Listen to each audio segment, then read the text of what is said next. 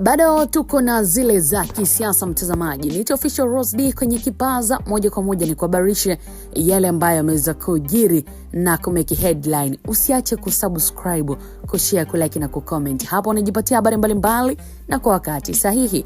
Mange ameunga mkono kauli ya Heche atoboa siri kuhusu usalama wa Tundu Lissu kwa sasa gerezani. Karibu sana mtazamaji wetu popote pale ambako unaendelea kufuatilia taarifa mbalimbali. Makamu mwenyekiti wa Chadema Bara John Heche ametaka serikali kuhakikisha usalama wa mwenyekiti wa taifa wa chama hicho Tundu Antipas Lissu, akisisitiza kuwa anapaswa kuachiwa akiwa salama kama alivyokuwa wakati wa kukamatwa kwake. Akizungumza mbele ya wanachama na wafuasi wa Chadema mkoani Iringa, Heche amesema kwamba chama hicho hakioni sababu za msingi za kisheria ambazo zinaweza kuhalalisha kuzuiliwa kwa Lissu, akidai kuwa hatua hiyo ina dalili za mwelekeo wa kisiasa zaidi kuliko taratibu za kisheria. Heche ameongeza kuwa Chadema itaendelea kufuatilia kwa ukaribu mwenendo mzima wa sakata hilo na haitasita kuchukua hatua za kisiasa na kisheria endapo kutakuwa na dalili za kuathiri usalama au haki za kiongozi huyo. Katika mkutano huo uliohudhuriwa na mamia wananchi, kauli za Heche zilipokelewa kwa hisia tofauti, ambapo wafuasi wa chama hicho walionyesha kuunga mkono msimamo wake wa kushangilia na kutoa wito wa kutaka uwazi na haki kutendeka. Lakini kwa upande mwingine, wachambuzi wa siasa wanasema kauli hiyo imeongeza joto kali katika anga la kisiasa nchini, hasa katika kipindi ambacho mijadala kuhusu demokrasia na haki za binadamu pamoja na vyama vya siasa inaendelea kushika kasi katika jamii.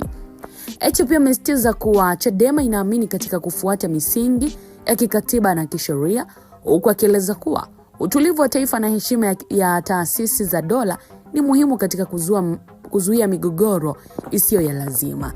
Kauli hiyo inaendelea kusambaa mitandaoni, ikizua maoni tofauti kuhusu mwenendo wa siasa za upinzani na uhusiano wake na taasisi za serikali nchini Tanzania.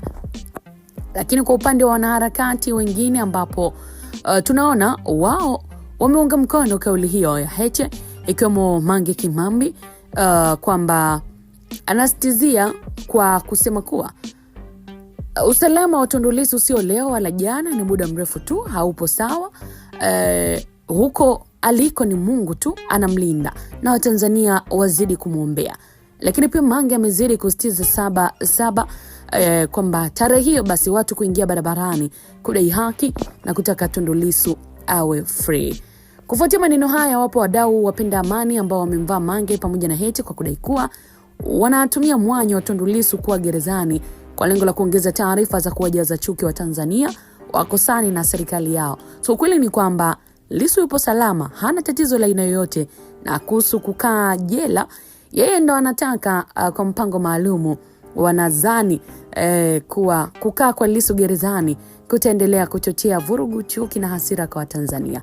Lakini pia wadau wameeleza kwa uchungu hali itakavyokuwa siku hiyo ya Sabasaba, kwamba hakuna atakayetoka Tanzania ni kisiwa cha amani, waache siasa zao za chuki.